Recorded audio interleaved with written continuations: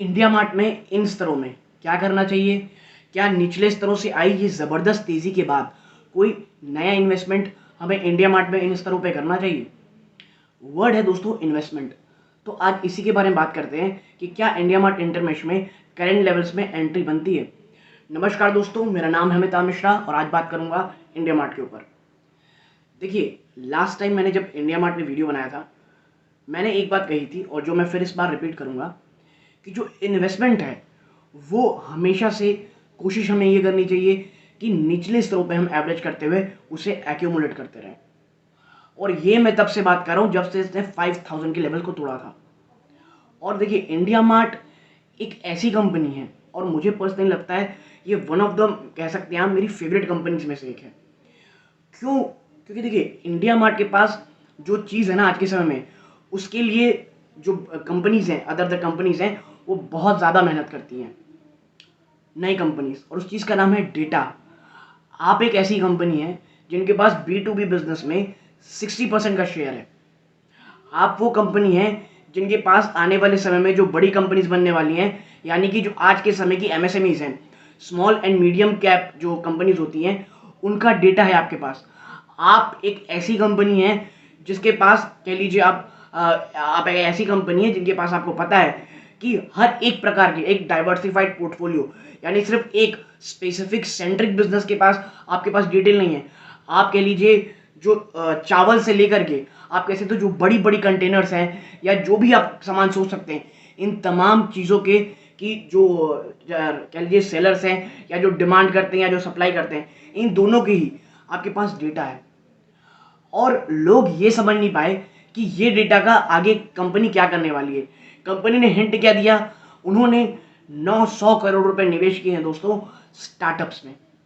और वो स्टार्टअप्स में अगर आप नजर डालेंगे तो आप पाएंगे कि उन्होंने जो मेन फोकस रखा है, पहला है जो कि बुक कीपिंग की सॉफ्टवेयर होती हैं, जैसे आप कह लीजिए जो आजकल आप देख रहे होंगे डेटा एंट्री होती हैं, और जो बिल्स को बराबर अपने एक सॉफ्टवेयर में बनाने के लिए जैसे मार्क जैसे सॉफ्टवेयर, इन चीज़ों में निवेश कर रही हैं।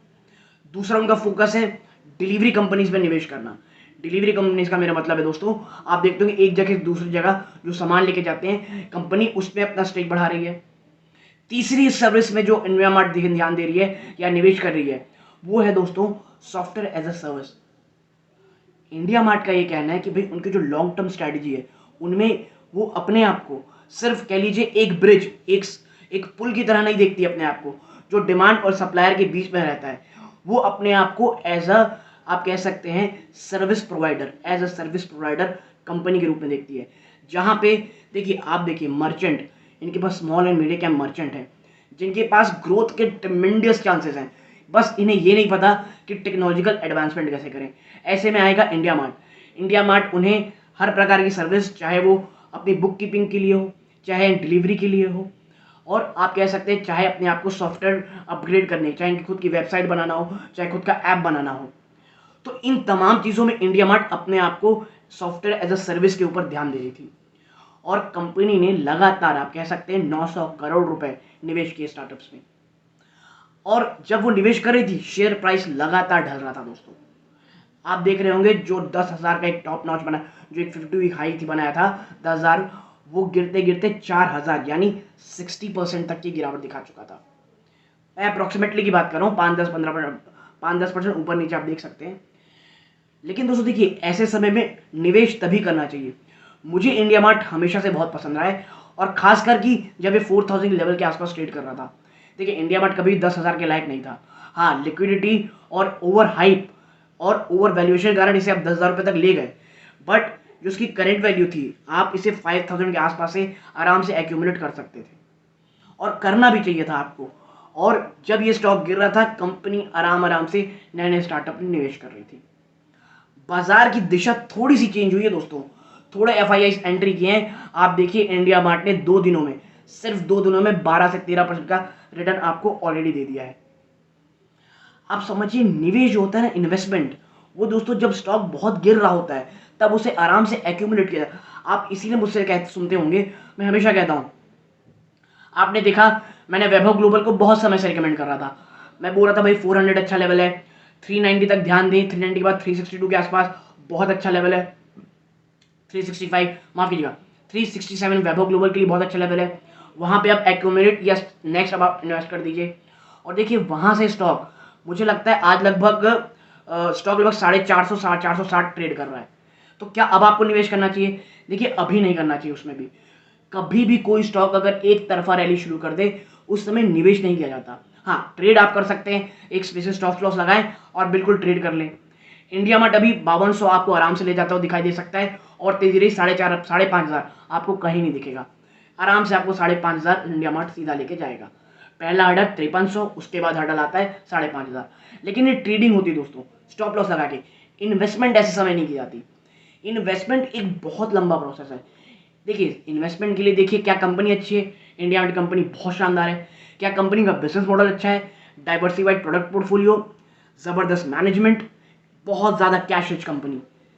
ऐसे में बस आपको ये देखना है, आराम आराम से एक्यूमुलेट करना है और जब पूरा सेक्टर थोड़ा दबाव में हो, जब बाजार थोड़े दबाव में हो, तो एक से एक स्टॉक आप देख रहे होंगे। मैं बहुत समय से कह रहा था बहुत ही ज़बरदस्त स्टॉक आपको बहुत सस्ते प्राइस में मिल रहे हैं। प्लीज़ निवेश करें, प्लीज़ निवेश करें। एचयूएल आपको 1900 में मिला, आपको आप कह लीजिए वैभव ग्लोबल आपको कितने सस्ते में मिला, आपको मार्क्सन 42-43 रुपीज़ में मिला, आपको आज इंडिया मार्ट 4000, बल्कि मुझे याद है ये 4000 के आसपास भी, 4033 के आसपास भी टच करके शायद आया इंडिया मार्ट। तो जब इतनी अच्छी अच्छी कंपनीज आपको ये ज़बरदस्त वैल्यूएशंस मिल रही हैं, आपको एचडीएफसी 2100 में मिला, आपको एशियन पेंट 2600 में मिला, तो देखिए जब डर रहता है तब इन्वेस्टमेंट हो रहा है। और मैं हमेशा कहता हूँ वॉरेन बफेट जी का या जो भी बड़े इन्वेस्टर हैं उनका कोट पढ़ना, जो वो कह लीजिए बातें कहते हैं, वो बहुत ज़्यादा आसान, वो बहुत ज़्यादा ग्लैमरस रखता है, वो बहुत अच्छा लगता है। लेकिन उस पर अमल करना, उनके पद चिन्हों पर चलना, एक सही वक्त में सही निवेश करना, ये हर कोई नहीं कर पाता। इसके लिए साइकोलॉजिकल तौर पे आपको मजबूत होना चाहिए और एक चीज़ समझनी चाहिए कि एक लॉन्ग टर्म निवेशक, एक पोजिशनल ट्रेडर और एक शॉर्ट टर्म ट्रेडर में अंतर क्या है। इंडिया मार्ट करेंटली मुझे खराब नहीं लगता, लेकिन हाँ वो कंफर्ट मुझे नहीं देता जो ये 4000 में दे रहा था। और अब बाजार भी बहुत तेजी से आ गया दोस्तों आगे। अगर फॉर अ लॉन्गर होराइजन निवेश करना चाहते हैं, इंडिया मार्ट मुझे 5000 में भी कोई बहुत महंगा नहीं लगता, मुझे आई एम कंफर्टेबल। हाँ, लेकिन मैं ये कहूँगा कि आप बहुत ज़्यादा एग्रेस होकर निवेश नहीं कर सकते। इंडिया मार्ट मुझे कंपनी पसंद है, मुझे बिजनेस मॉडल पसंद है, मुझे फ्यूचर बहुत पसंद है। निवेशकों को कह लीजिए जो एक्सपर्ट है उनको बस डर ये है कि इंडिया मार्ट ने बहुत ज़्यादा एग्रेसिव होकर इसमें निवेश कर दिया है। और देखिए ये थोड़ा बहुत आप कह लीजिए रिस्क हमेशा रहेगा कंपनीज में। अगर आपने इक्विटी में निवेश करने की सोची है तो आपको पता होना चाहिए कि आपने एक थोड़ा कह लीजिए कैलकुलेटेड रिस्क लिया है। और मैं हमेशा कहता हूँ कैलकुलेटेड रिस्क, ठीक है। तो देखिए ये तमाम चीज़ें हो गई, आपको बहुत ही अच्छी कंपनी एक लेवल मिल रही थी। अगर आपने निचले स्तरों में निवेश किया हुआ है और लॉन्ग टर्म के लिए कोई भी हड़बड़ाने में कोई भी कह लीजिए प्लीज़ प्रॉफिट बुक नहीं कीजिएगा। अगर शॉर्ट टर्म के लिए आए थे प्लीज़ प्रॉफिट बुक कर लें, ठीक है। तो यदि आपको ये पूरी एनालिसिस पसंद आई हो प्लीज़ वीडियो को लाइक कीजिए। चैनल पहली बार आए थे चैनल सब्सक्राइब कीजिएगा। यहाँ तक जुड़े रहने के लिए आप सबका बहुत बहुत धन्यवाद। ये इस वीडियो का अंत है। जय हिंद दोस्तों।